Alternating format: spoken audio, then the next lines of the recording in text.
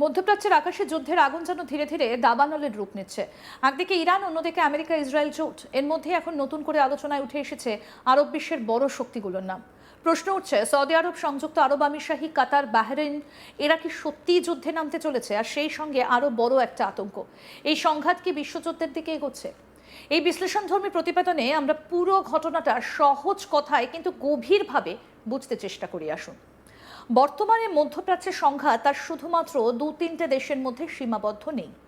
Iran বনাম America Israel সংঘাত, আর তার সঙ্গে যুক্ত হচ্ছে উপসাগরীয় দেশগুলো, এবং এর প্রভাব পড়ছে গোটা বিশ্বে, বিশেষ করে সৌদি আরবিয়া এবং সংযুক্ত আরব আমিরশাহী এখন এমন একটা মোড়ে দাঁড়িয়ে রয়েছে যেখানে তাদের সিদ্ধান্ত গোটা অঞ্চলের ভবিষ্যৎ নির্ধারণ করতে পারে। কেন বদলাচ্ছে অবস্থান? প্রথম দিকে এই দেশগুলো সরাসরি যুদ্ধে নামতে চাইছিল না, তারা চেয়েছিল কূটনৈতিক সমাধান, কিন্তু পরিস্থিতি দ্রুত বদলে যায়। ইরান একাধিকবার মিসাইল এবং ড্রোন হামলা চালায় উপসাগরীয় দেশগুলোর ওপর। তেল শোধনাগার, গ্যাস প্রকল্প, বড় শহর সবকিছুই এই হামলার লক্ষ্যবস্তু হয়ে ওঠে।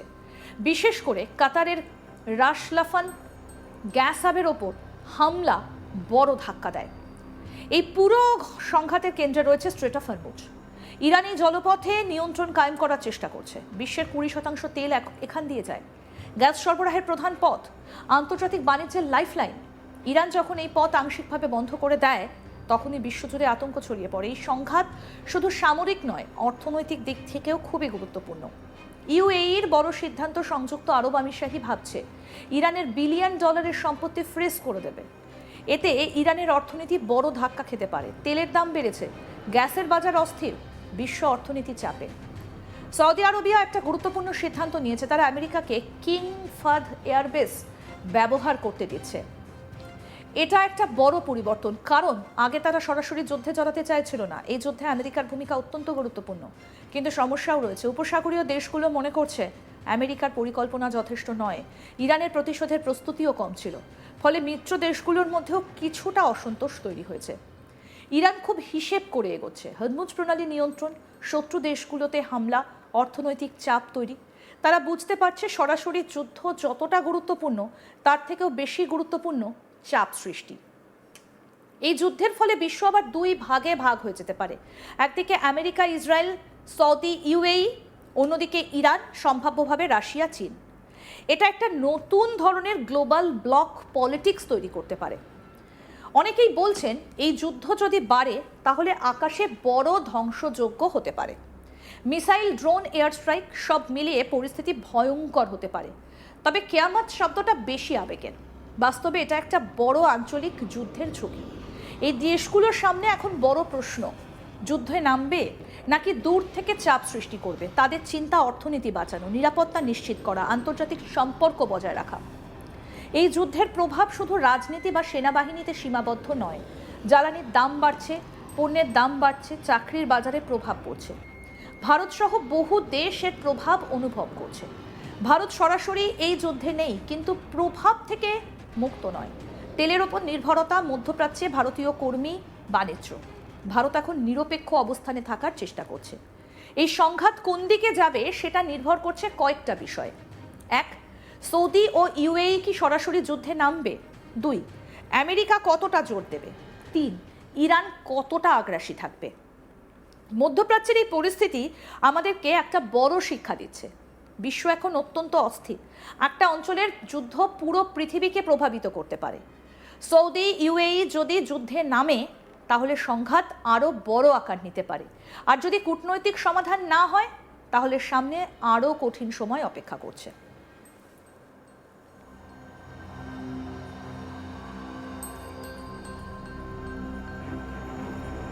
সবশেষে এটা বলা যায়, এই যুদ্ধ শুধু সীমান্তের লড়াই নয়, এটা অর্থনীতি, শক্তি, রাজনীতি সবকিছুর লড়াই। এবং সেই লড়াইয়ের ফল নির্ধারণ করবে আগামী বিশ্বের শক্তির ভারসাম্য। নিজেদের ভূখণ্ডে বারবার হামলায় যুদ্ধ এবং ক্ষুব্ধ এবং হরমুজ প্রণালীর ওপর ইরানের আরও শক্ত নিয়ন্ত্রণের আশঙ্কায় সৌদি আরবিয়া এবং ইউনাইটেড আরব এমিরেটস এখন আমেরিকা ইসরায়েলের সঙ্গে ইরানের বিরুদ্ধে যুদ্ধে যোগ দেবার সিদ্ধান্তের খুব কাছাকাছি পৌঁছে গিয়েছে। কয়েক সপ্তাহ ধরে উত্তেজনা বাড়ানো থেকে বিরত থাকার আহ্বান জানালেও তেহরান নিরুৎসাহিত না হওয়ায় ইউএই, সৌদি আরব, বাহরিন এবং কাতারের মতো উপসাগরীয় দেশগুলো তাদের অবস্থান পুনর্বিবেচনা করতে শুরু করেছে। তারা এখন ভাবছে যুদ্ধ কতটা জড়াবে, সরাসরি সামরিক পদক্ষেপ নেবে নাকি আর্থিক চাপ বাড়াবে, জানিয়েছে ওয়াল স্ট্রিট জার্নাল। যখন আমেরিকা এবং ইসরায়েল যথাক্রমে অপারেশন এপিক ফিউরি এবং অপারেশন রোরিং লাইন চালু করে, তখন উপসাগরীয় দেশগুলোর রাজধানীগুলো সন্দেহ প্রকাশ করেছিল এই হামলাগুলো আদৌ ইরানের পারমাণবিক বা মিসাইল কর্মসূচি থামাতে পারবে কিনা। টাইমস অফ ইসরায়েলকে এক শীর্ষ উপসাগরীয় কূটনীতিক জানান, সামরিক হামলা ইরানের অস্থিরতামূলক কার্যকলাপ বন্ধ করতে পারবে কিনা তা নিয়ে গুরুতর সন্দেহ ছিল। তাদের মতে কূটনৈতিক পথে ছিল তুলনামূলক নিরাপদ সমাধান, কিন্তু ইরানের আগ্রাসী পদক্ষেপ সেই হিসেব বদলে দেয়।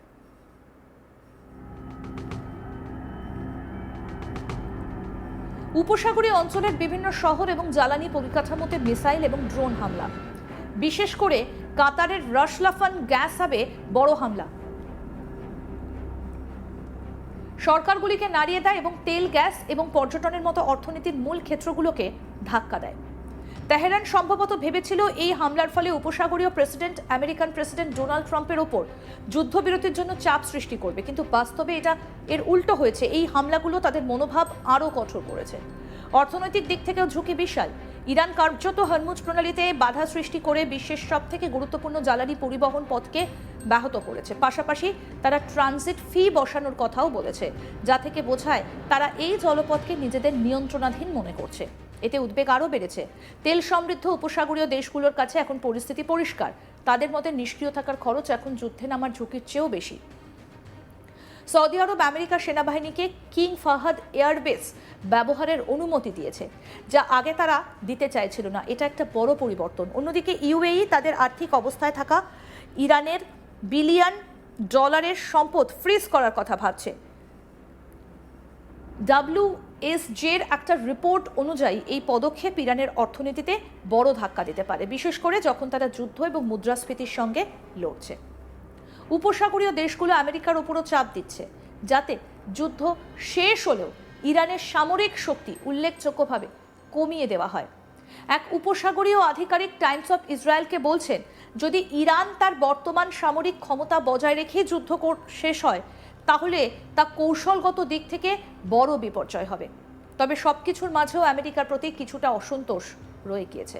ট্রাম্প দাবি করলেও যে ইরান উপসাগরীয় দেশগুলোর ওপর হামলা চালাবে তা অপ্রত্যাশিত ছিল।